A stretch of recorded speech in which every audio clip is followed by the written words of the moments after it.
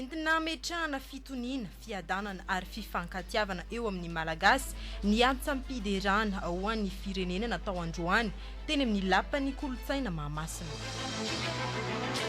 Efa mivoaka ary manan-kery eto amin'ny tanin'ny Repoblikan'i Madagasikara ny lalàna vaovao momba ny banky. Atao fitaratra eto Madagasikara ny fikambanana ny mpandrafitra Aomenabe no ny ezaka ara-tontolo iainana vitan'izy ireo. Santiono mbavao ny televiziona malagasy aranao avy hatrany. Magnana cordiale antsika jiaby tonga soa ato anatin'ny fampalalambavao ny televiziona malagasy amin'ity matinale ity ny tapany voalohany fampalalambavao mandina ny raharam-pirenena mifandraika amin'ny tontolon'ny ara-pinoana no tontosaina tetsy amin'ny lapan'ny kolotsaina sy fanatanjahantena androany ilay etsika antsampiderana ho an'ny firenena fotoana iray izay nitondrana ambavaka any Madagasikara sy ireo vahoaka ary ny mpitondra ao aminy mpanakanto ara-pilazantsara roapolo mahery moa no niakatsehatra tamin'izany notron'ireo vahoaka marobe sy ireo mpitondra eto amin'ny firenena izay notariny filoham-pirenena Andry Rajoelina mivady izy ireo izay nahazo fanasana manokana tamin'ity etsika ity. Hoaratsika eo ihany moa ny andindininy izay vaovao izay rehefa vonona ny sary rehefa aveo fa mifandraika amin'izay resaka kolotsaina izay no tanterana omaly teny Ivato ny etsika serasera ny mpanakanto izay nokarakaray ny ministera ny serasera sy kolotsaina hampivondronana sy ifanankalozakevitra amin'ireo mpanakanto amin'ny sehatra maro samihafa nandray anjara tamin'izany avokoa na ireo mpanakanto malaza na ireo mpanakanto vao nisontra. Ny Tea Mahavavy sy Fanira Andriamanina no hitaritra an'izay.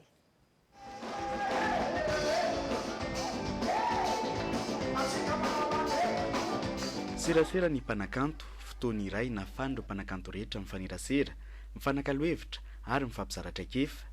Hita teto avokoa na ireo mpanakanto malaza na ireo vao misondra izay nahitana mpanoratra, mpihira, mpandihy, mpilalao sarimihetsika na mpanao hosodoko hatramin'ireo mpikirakira jeux vidéo sy ny maro hafa. Tanjon'ny ministeran'ny serasera sy ny kolotsaina ny mijery ireo lafiny rehetra hampandrosoana sy hampivelarana ny sehatra misy azy ireo avy mba hahafahan'izy ireo mivelona amin'izany.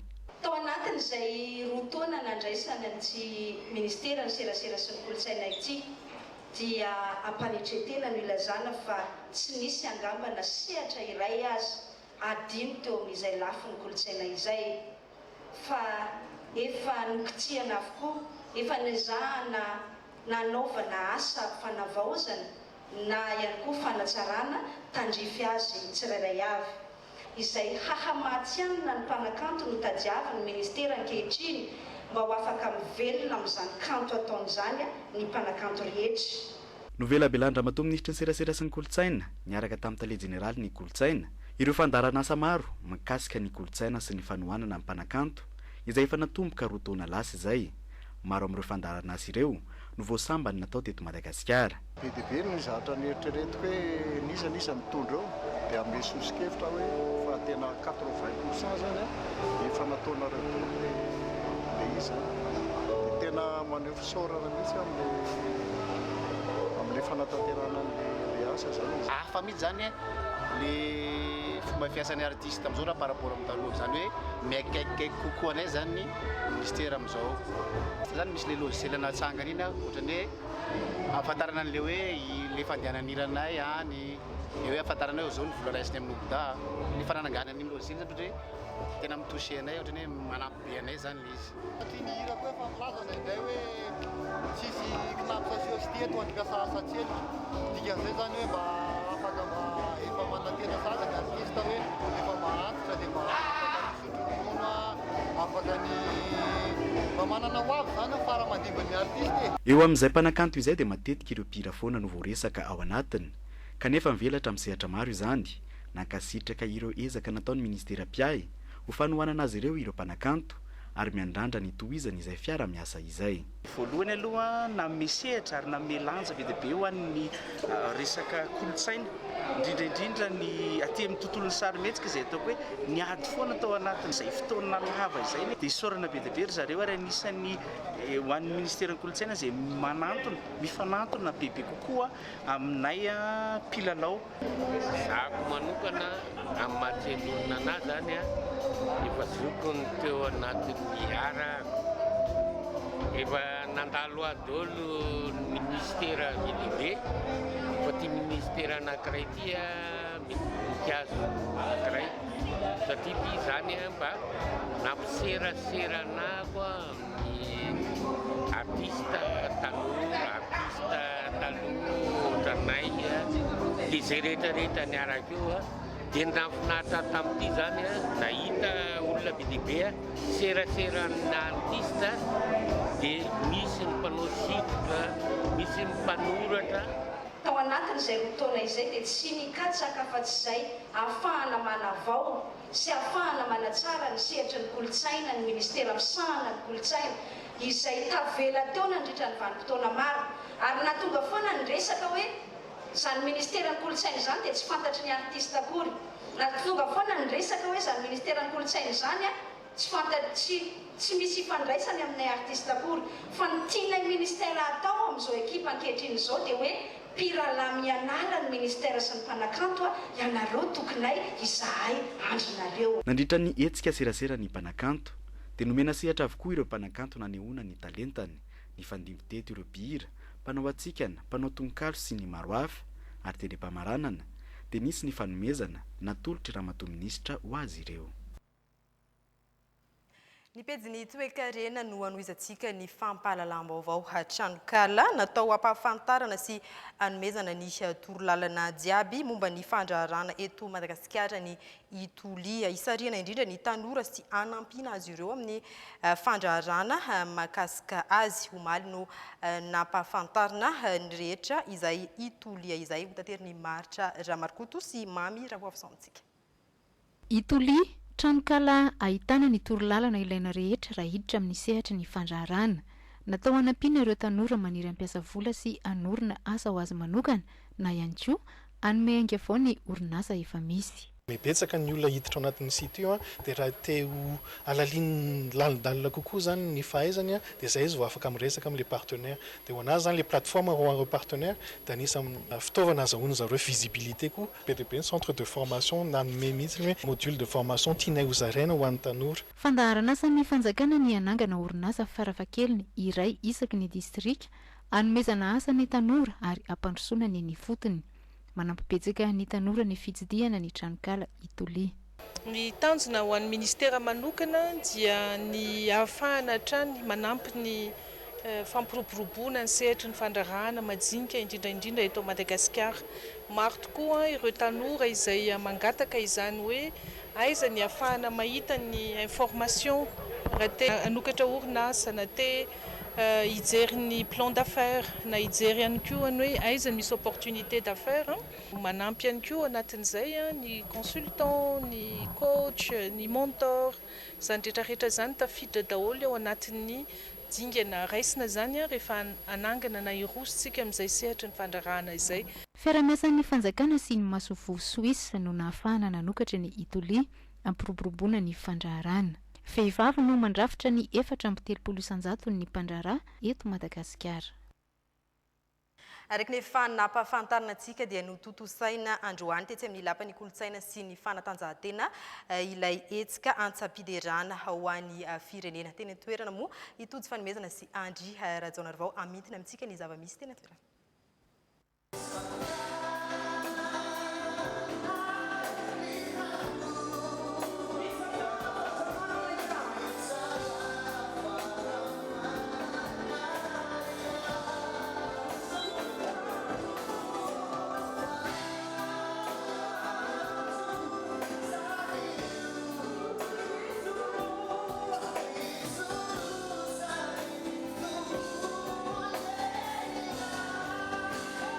Entina metrahana fitoniana sy fiadanana ary fifankatiavana eo amin'ny malagasy no tanjona napetraky ny mpikarakara tamin'ity hetsika antsapidirana ho an'ny firenena natao teto amin'ny lapan'ny kolotsaina sy ny fanatanjahantena Mahamasina ity.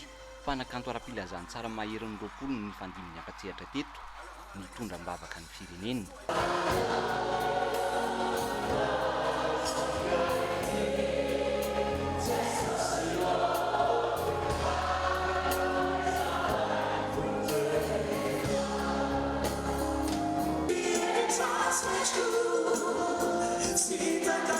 It's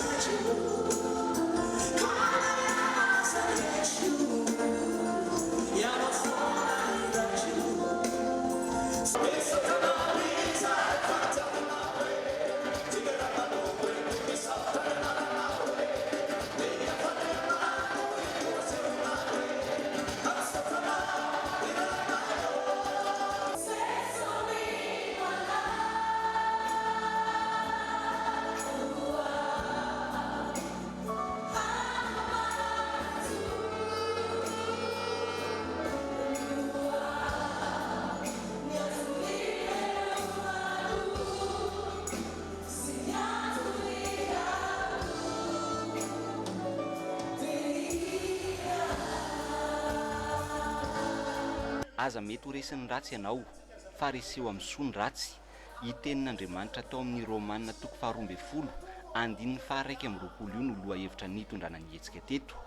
Ny loko fotsy tanteraka ny tato anatin'ny lapan'ny kolontsaina sy ny fanatanjahantena Mahamasina na ny tety ivelany ho marika izay fitoniana, fiadanana ary fifankatiavana izay. Ny verimberina teto ny fanakinana ny fiainam-pirenena sy ny fampandrosoana ny Madagasikara eo am-pelatanan'Andriamanitra. Tonga ny ray fota amin'ny vahoaka nanatrika teto raha teo ireo mpitondra izay notarian'ny filoha-mivady.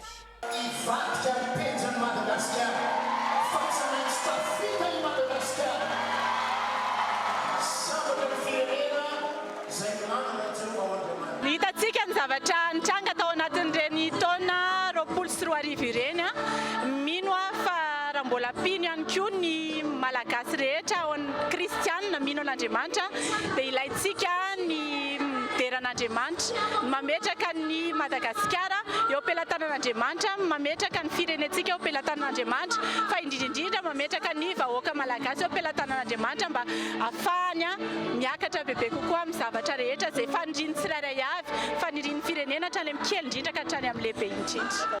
Noho ny fahabetsahan'ny olona tonga tsy tafiditra tao anatiny avokoa ireo mpanatrika ka nisy ireo fahitalavitra lehibe napetraka tety ivelany na ahafahan'ireo olona nanaraka ity fotoana etsika an-tsapidy rano ho an'ny firenena ity.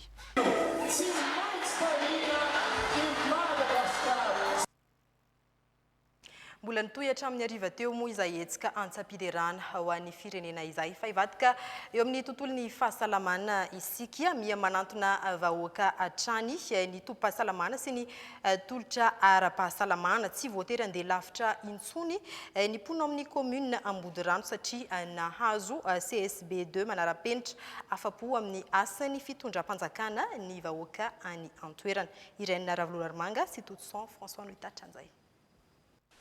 Commune Zandriny, izany hoe commune Vaoaingana ny eto Ambodirano ato anatin'ny distrikta Amparafaravola ary izao nahazo tobim-pahasalamana fototra na CSB2 vaovao izao sahady. Fototra afitrasa manara-penitra ary efa misy ny fitaovana rehetra sy ireo olona hiasa amin'ny maha-hopitaly azy.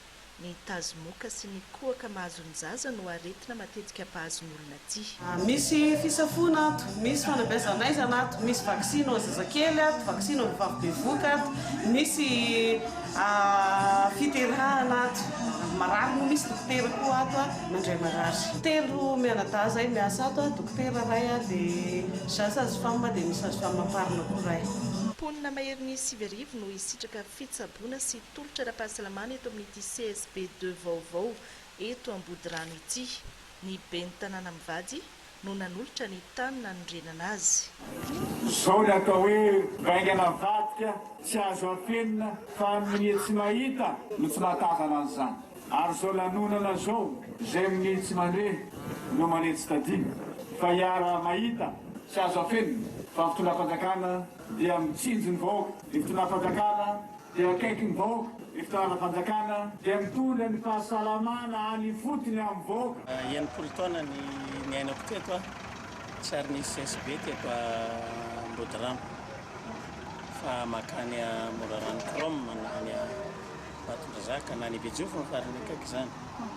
Ka ny fisiany zao CSB2 eto Ambodirano zao dia mamaha olana lehibe tokoa amin'ny mponina ity. Raha ohatra zany mety kibo amin'ny alina ilay olona dia tsy maintsy mitady tomobile no hitondrana anazy na kibo tady hitondrana anazy. Izao nefa fa kaiky eto izy dia efa milamina zany izay. Miantso ny vahoaka hiara hiasa sy atoky ny fitondram-panjakana ny minisitry ny fahasalamam-bahoaka. Mbola maro ireo CSB andalam-panamboarana amin'izao ary tsy maintsy asiana CSB avokoa ny distrika 7 eto Madagasikara. Iverenantsika ny pejy toekarena teo nanolotra vahaolana ho an'ireo mpandraharaha eo amin'ny sehatry ny fizahantany tany Vakinakaratra ny ministra tompon'andraikitra fionana fanotelony hamerenana indray ny tanjaka ity sehatra izay anisan'ny voamafy tamin'ny COVID-19 ity. Solontenanay any Antsirabe.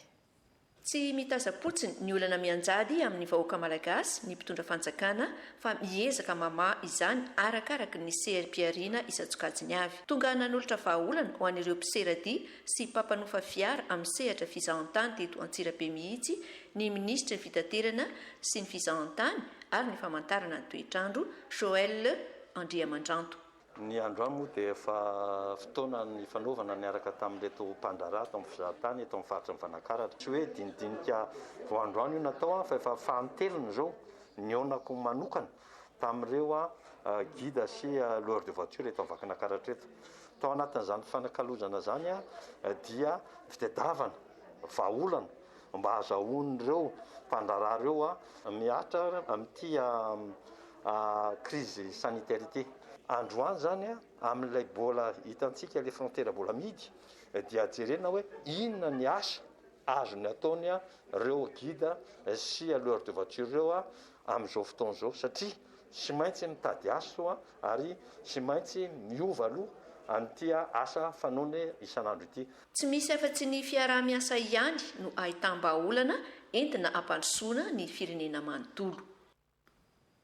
Nanao ezaka lehibe tamin'ny fikajiana ny tontolo iainana ny fikambanan'ireo mpandrafitra any amin'ny faritra Menabe ho atao modely arak'izany izy ireo hoy ny ministra ny tontolo iainana nandritry ny fandalovany tany an-toeran'ny televiziona malagasy Morondava. Hatao fitaratra eto Madagasikara ny fikambanany mpandrafitra atao amin'ny faritra Menabe noho izy ireo nanampy betsaka ny fitaliavam-paritry ny tontolo iainana tamin'ny fanaovana tanjanakazo efa ho taona maro izay ary hanohy amin'ny fambolena ihany koa. Izy ireo ihany koa zany dia efa nanao engagement amin'izay fambolekazo izay ary ankasitrahana satria anisan'ny azo lazaina hoe fikambanana voalohany angamba ny hitako tena nandray anjara amin'izany raha teto Madagasikara ny eto Menabe ary izay zavatra izay dia tianay mihitsy ho lasa modely manerana ny Madagasikara satria zava-dehibe izay fametrahana ny tamberibidy ara-tontolo iainana izay maka akora ao anatin'ny tontolo iainana isika ao anatin'ireny lohan'ny zava-mananaina ireny dia rariny sitsiny raha mamboly ary izay neny tsy nataontsika teto hatramin'izay mahatonga an'izao zava-misy ankehitriny izao hoe voatery niditra tamina suspension tsika tamin'ny taona 2024 no mifako te any ala be loatra satria tsy ampy ny fambolena ary nanamboly ary dia tsy natao tsara ilay fanaraha-maso na suivi.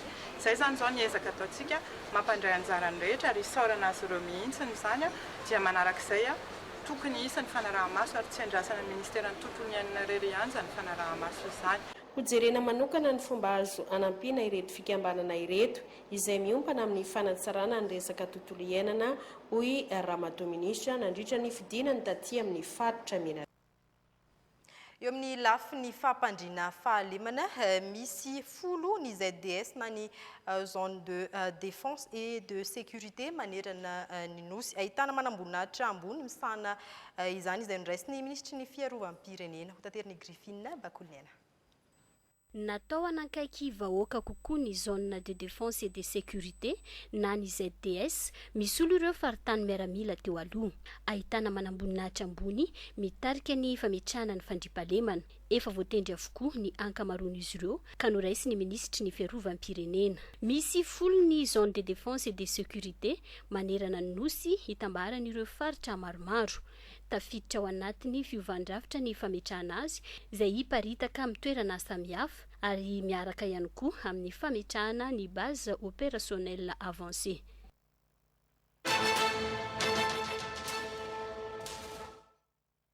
Tapany faharoa ny fampahalalam-baovao ny faritra Analamanga no mbola ahitana trangana Covid-19 be indrindra. Raha ny antontanisa voaray teto amin'ny televiziona malagasy teo anelanelany 20 febroary 2020 sy 2020 ka hatramin'ny 20 febroary 2020 sy 2020 taremarika hita tamin'ny faritra 13 fanampanazavana. Toy izao no tatitra momba ny fivoaran'ny Covid-19 teo anelanelany 20 febroary 2020 sy 2020 ka hatramin'ny 4 febroary 2020 sy 2020. Tranga voamarina fa mitondra ny Covid-19 420 sy 300 ho an'ny sitrana 720 sy 200 maty anankitelo ary 720 sy 700 sy 2020 no navita fitiliana. Raha tany saina isam-paritra ny fivolotry ny Covid-19 teo anelanelany izay fotoana izay ihany tamin'ireo faritra maromaro dia toy izao ny fivoaran'izany. Faritra Analamanga ho an'ireo tranga voamarina 4.7 ny isan'ny sitrana 7.7 ireo nanao forme grave 3.20 ary anankiroa no nanomony faritra vakinankaratra tranga voamarina 4.20 ny isan'ny sitrana tsy nisy ny forme grave anankiray tsy nisy ny namony ho an'ny faritra Atsinanana 2.20 no voamarina fa mitondra ny aretina 4.20 no sitrana anankiroa nanao forme grave tsy nisy ny namony faritra Analanjorofo 8 no isan'ny tranga voamarina anankiroa no sitrana tsy nisy nanao forme grave tsy nisy kosa ny namony ho an'ny faritra Matsiatrambony anakefatra no tranga voamarina fa mitondra ny valanaretina 4 kosa no sitrana anankiray no nanao forme grave ary anankiray no namony ho an'ny faritra Amoronmany 9 no tranga vaovao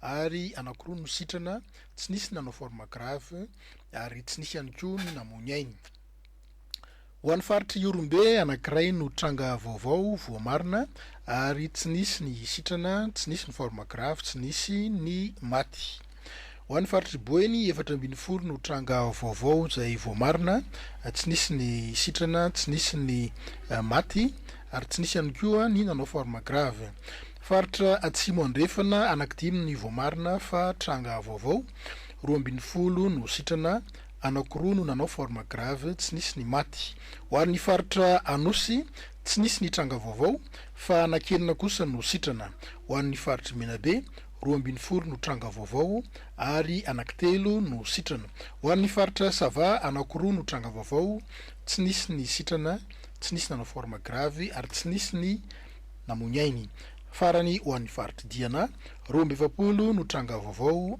anankifito no sitrana tsy nisy ny nanao forme grave ary tsy nisy ny namony raha ny fitambaran'ny vokatra teo anelanelany 3 mars 2024 ka hatramin'ny 4 febroary 2024 dia toy izao no fipetrak'izay ny tranga voamarina fa mitondra ny valanaretina covid-19 dia misa 5 sy 2 alina ny sitrana 3 sy 500 sy 2 alina ary ireo andala pitsabona kosa 2 sy 300 ary ny fitambarany isan'ny maty na ireo namony 300 ho an'ireo vita fitiliana hatramin'izay izany hoe teo anelanelany 3 mars 2024 ka hatramin'ny 4 febroary 2024 dia 7 sy 2 alina sy irahetsy izay ny amin'iny fa lafim-baovao hafa nijery ny zava-misy teny Analakely sy ny manodidina ny mpanao gazetinay Miray Andrianjafy sy Ernirina Rasoloarjona io maraina io amin'ny ankapobeny ny lamina ary mitohy amin'ny fiainana andavanandro ny fiainan'ny mponina sy mpivarotra ary ny mpivezivezy ny andindiny izay. Sabotsy toy ny mahazatra raha ny teto Analakely sy ny manodidina androany. Vao maraina dia efa nisokatra avokoa ireo magazay ary efa nandahatra ny entany tsy manana ia ireo mpivarotra hitady andravola. Isan'andro ihany aloha androany hatramin'izao hoe mivarotra daholo izay mpivarotra. Milamina tsara izay amin'ny ankapobeny tsisy manam-pilotana. Tsy natahotra tsy malalaka tsisy pression tsisy maneritera. Nafinaritra ny androany satria tsisy le grefy. Za zao miantsena amin'izao maraina izao fa mivarotra ery amin'ny pavillon dia mba nandehandeha miantsena kely taty fa hitako anazy aloha milamina. Toy izany ihany koa ireo mpanjifa miantsena ny sakafo andavanandro mividy ireo entana sy kojakoja ilaina. Ho an'ity raim-pianakaviana ity dia kiraro izao ny mahaliana azy entiny mianjaika amin'ny fetin'ny Paska. Ina mahatonga anareo misafidy hoe ny andro sabotsy toy izao miantsena? Vao afaka. Ina no fidinareo? Kapakapa. Atao ina le kapakapa? Manana mpaky. Milamina ankapobeny ny tsena teto Andrenivohitra. Ny nampiavaka azy kely fotsiny dia ravahan'ireo fiara vy sy kamion, misy ireo mpitandro filaminana, mijery sy manara-maso ny mety isiany korontana. Eo amin'ny vaovaony toetry ny andro, hiverina ho maina ny andro, manomboka rapitso, hiakatra ihany koa ny maripana manerina ny Madagasikara raha ny vinavina ny foibe mpamantatra ny toetry ny andro nivoaka androany maraina ilay andro ratsy tany amin'ny faridranomasiny Madagasikara ary tsy atahorana hiverina izany. Miray Andrianjafy sy Ernirina Rasoloarjona. Androany tamin'ny valora maraina no nivoaka an-dranomasina ilay andro ratsy na dépression tropicale izay tsy nahafeno ny fepetrana rivo-toza azy. Izotra amin'ny anatsimo somary atsimo atsinanana izy ary tena aingana be mihitsy ny fizotrany ary vinavinaina mety mbola hitombo ery izy rehefa voaka an-dranomasina fa na izany na tsy izany azy dia tsy ahinany hoe iverenany aty Madagasikara indray. Iatsekelan'izay ihany koa dia mihamafy mihitsy ny fitsiko ny talio ao avaratra ny rehefa nosy ao arak'izany dia misy ny filazana ny mety ho fahabetsahan'ny rotsakorana zana amin'ny loko mavo ho an'ny distrikan'ny Nosy-be, Ambilobe ary Ambanja. Filazana amin'ny loko mena kosa ho an'ny Analalava, Antsohy, Port Berger ary ny any amin'ny manodidina Mahajanga, Marivoay, Mitsinjo ary Soalala.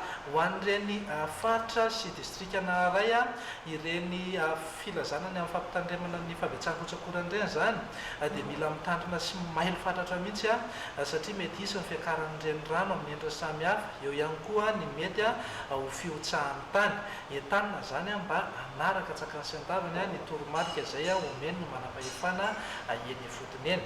Ho an'ny mpiandrika ihany koa manomboka eo Besalamy ka hatrany Ambanja dia entanina ihany koa mbola tsy hivoaka endrika mihitsy aloha mandra-palasa ity fikorontanana ity fa anonja be ary ahery ny ranomasina. Iverina ho maina ny andro amin'ny ankapobeny manomboka rapitso ary iverina amin'ny volinandro fahavaratra.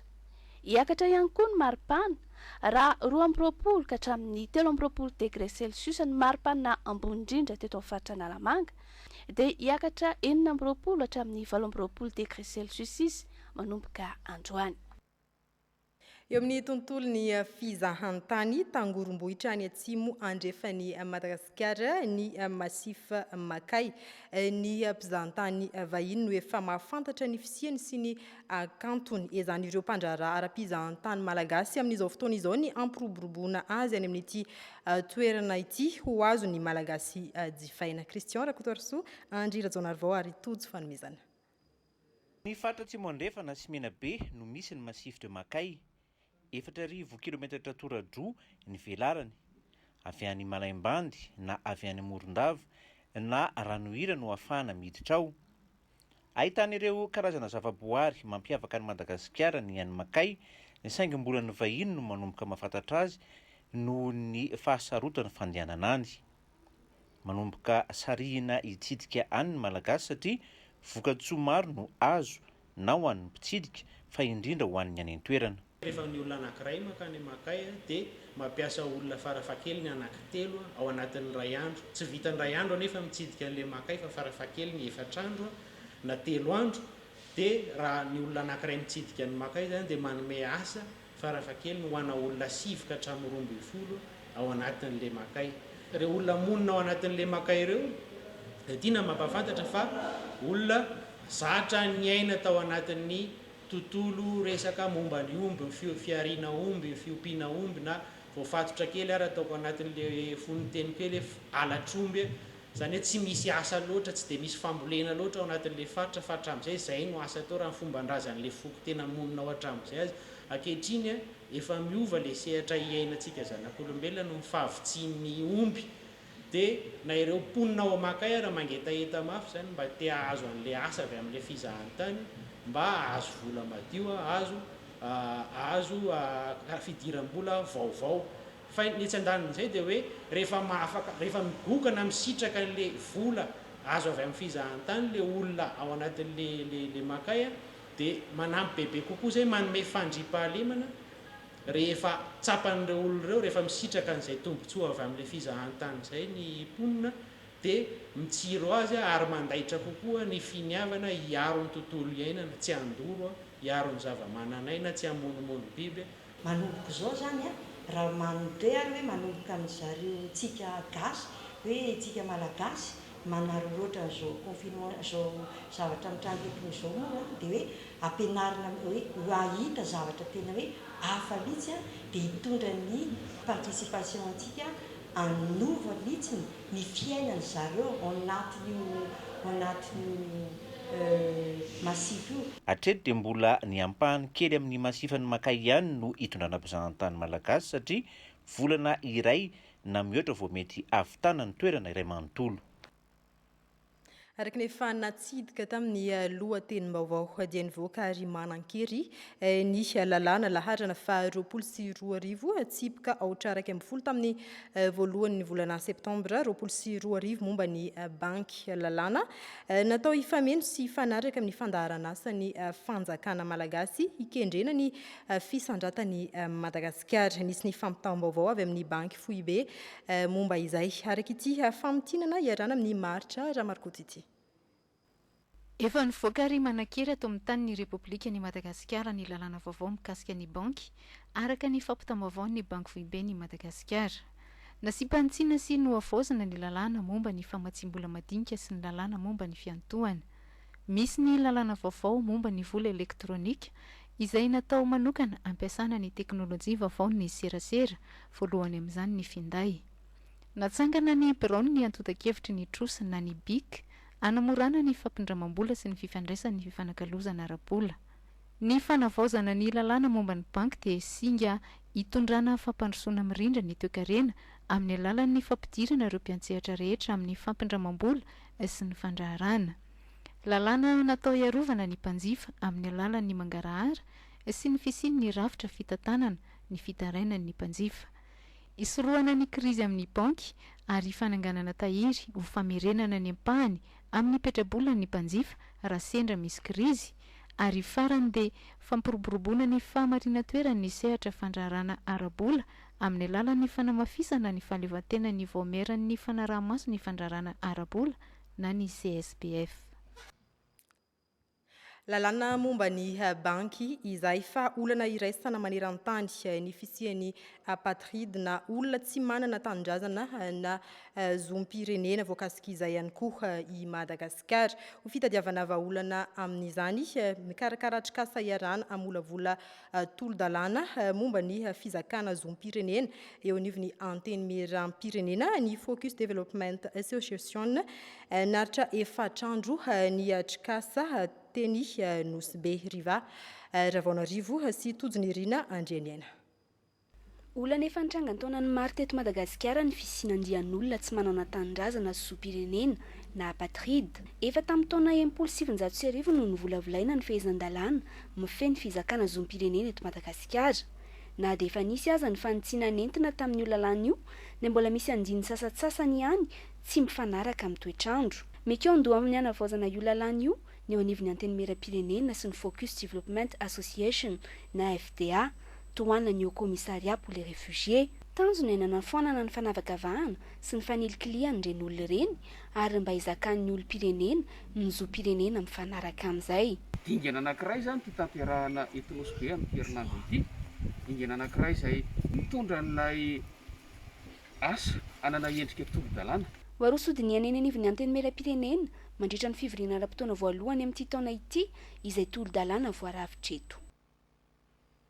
Feo amin'ny vaovaon'ny trangam-piarahamonina trano iray ny Ankadinandriana Manjaka miadana no nirodana vokatry ny rotsakorana tamin'ny alina. Trano efa tsy nisy mipetraka intsony izy io ary efa mampanahy ny mety rodanany saingy noho ny olana eo amin'ny sampandova dia navela teo ihany tsy nisy ny naratra tamin'ity faharavana ity. Maritra Ramarikoto sy Joelson Randriamparany no nijery ny zava-nisy teny an-tsoerana.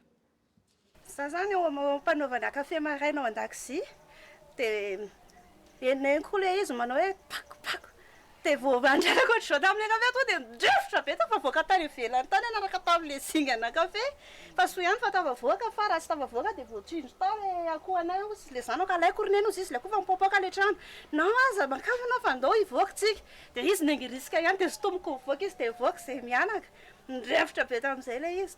Ao amin'ilay trano fahatelo Ramatony Nasy Mianakavy no mipetraka. Tokony ho tamin'ny valora maraina araka ny fitantarany no nitranga ny loza. Ilay trano avy any amin'ny sisiny no nirodana voalohany ary ny fampisitona tamin'ilay trano eo afovoany ary ny anjera tamin'ilay rindrina ny trano fahatelo izay honenany Ramatony Nasy. Tranon-drazana efa fahagola ilay trano eo afovoany araka ny fantatra noho ny disadisa eo amin'ny sampandova nefa dia tsy nazera na dia efa ela aza. Io zany trano efa nianjera aloha dia avy eo ny anjera fandroana indray dia nitarika ilay tady dia ity tena rava mihitsy ilay trano ato ilay ambony ambany efitra ngeza be zany nirodana dia misy lavaka ato ambany ato misy efitra roa ambony ambany zany dia nitady zany latsa tsisy olona fa entana no losor'Andriamanitra tsisy ainana foy fa ny entana zany rava dia ilay trano zany rava manany amin'ny aina izy ireo ny mety mbola ianjerany ny rindrina sisa tavela raha sanatria mbola misy mitsipaka ny andro tanana izany. Eo amin'ny sehatry ny fanabeazana ny eo natetsy amin'ny CRINFP Mahamasina Androany ireo ampikambana ao amin'ny CNM na ny collectif des normaliens de Madagascar izy ireo izay mankasitraka ny fomba ny fantenina ireo mpampianatra na vita fiofanana tetsy amin'ny ENS ho mpiasa am-panjakana ary manentana ireo namany mba hiandry am-pitoniana satria efa manao ezaka amin'izany ny tompon'andraikitra ankehitriny ho ihany izy ireo. Olivier Andriambolomiaja sy Joelson Randriamparany.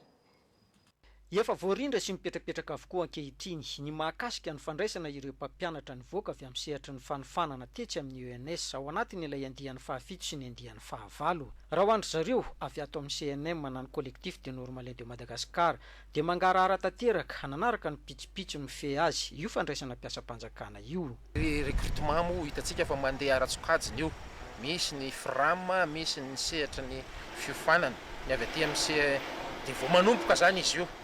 Dia ny resaka mangarahara zany raha hitanay zao ny any amin'ny FRAM dia tena hoe mangarahara mihitsy satria miainga amin'ny ampabe-maso dia ny ampabe-maso raha mbola misy indroa metaona dia mangarahara mihitsy. Dia zay le vao manomboka zay dia efa iny efa mipublier ny ministère iny zany zao ny inony ty ny note mahakasika ny 7e sy ny 8e vaky dia misy zavatra efa alaminy makany zany le izy ao anatin'izay mangarahara zay. Mbola azo lazaina ho tsampy raha nisan'ireo normalien raha mitaha amin'ny filana eo amin'ny fampianarana eto amintsika. Ny normalien zany tsy ampy ary zay no mahatonga an'le hoe fametanana ny mpampianatra nivoaka amin'ny fiofanana sy ny mpampianatra FRAM. Ny fampitona teto amin'ny CRINFP Mahamasina ireto mpikambana ato amin'ny CNM na ny collectif des normaliens de Madagascar nametraka lamina sy fifanakaloza-kevitra ho amin'ny anjara birikin'izy ireo amin'ny fanatsarana trano tontolon'ny fanabeazana eto amintsika. Ao anatin'ny vaovaon'ny fampandrosoana ny roso tamin'ny asa sampokon'olona ny vahoaka tany amin'ny distrika ny Ampara Faravola ho fanamboarana ny tohadrano ao Tsimala. Efa nisy ihany koa ny tolo-tanana avy tamin'ny tompon'andraikitra tany Antoerana. Miora Vatsoa solo-tenanay any Antoerana. Tanimbary manodidina ny 200 hektara no nahitana fahasimbana ara-pambolena noho ny favakisan'ny digin'ny Tsimala barazina noho ny rive droite fokotanina Mbalave commune ambanivohitra Ambojanary district Ampara Faravola. Niroso tamin'ny asapokon'olona ny vahoaka taty Antoerana tamin'ny alalan'ny fanetsemana gony misy fasika ny dig zay vaky. Efa nisy ny fandraisana anjara gony misy 500 nataon'ny ministeran'ny fambolena ny fiompiana ary ny jono tamin'ny alalan'ny fobeparitra aloatra mangoro. Tsy ampy anefa izany gony izany ka nidina ifotony jerin'ny fizotran'ny asa no sady nanolotra gony 500 isa entina nampinareo efa taty Antoerana ny fiadidinan'ny faritra loatra mangoro. Zao ny atao hoe asa vonjimaiky aloha dia nasina asa miaraka amin'ny fokon'olona ka misy ny fitaovana zay naterina taty iarana amin'ny teknisianina amin'ny DREP sy ny faritra ary ny tabazotra dia ny asa pokon'olona amin'reto vahoaka reto.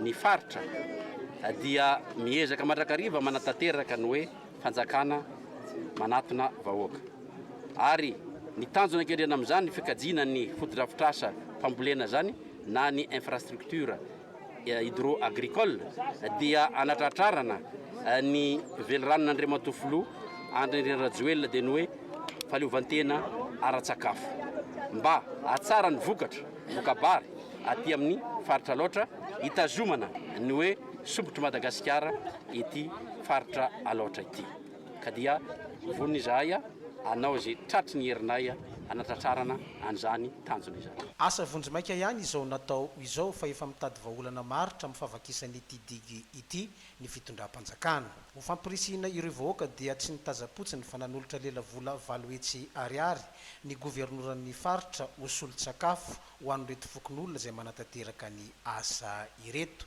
Asa moa izay nitotosaina tao anatin'ny 2 andro. Fa mitohan-trany ny hetsika fambolekazo ataon'ireo olom-pirenena tsy akanavaka enti-mikajy ny tontolo iainana. Toerana samy hafa indray no nahazahoana agny-baovao mahakasika izay arahantsika miaraka. zanaka akasiasy ravitsara misa valorivo no novoleny ny fianakaviambeny ny banque société générale eto amin'ny tany fambolekazo eto Ampangabe. Ao anatin'ny fandaharana asa ny banky mihitsy ny fambolekazo ka nanomboka tamin'ny taona 1970 no efa namboly hazo teto Ampangabe, Ambohimangakely sy Alasoro izy ireo. Ny fokon'olona ety fotony no misahana ireo hazo mahery ny 3 alina sy iraetsy efa voavolo tao anatin'izay 5 taona izay. Afaka maka ny ratsakazo atao kitay sy amin'ny filany andavanandro ireo mponina ety an-toerana. Mirefy 750 hektara mahery ny tanin'ny Société Générale Orakofanahary.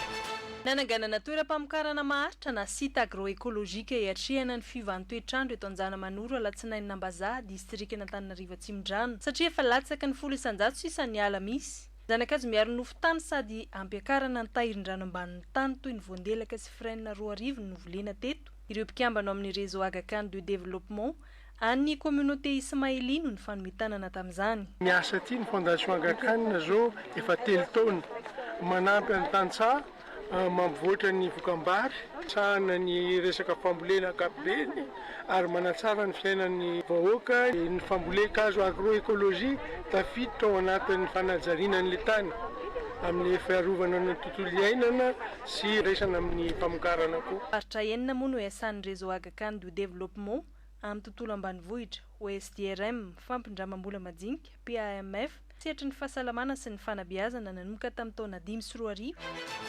Fambolekazo ny raisan'ny mpino katolika etsy amin'ny paroasy katedraly Kristy Mpanjaka eto Mianarivo sy ny Knapsa Mianarivo izy ity dia ity Ambodray, toerana fambolekazo hatr'izay. Efatra arivo zanakazo eo no volena amin'ity toerana ity izay toerana efa fambolekazo ny Knapsa hatramin'izay.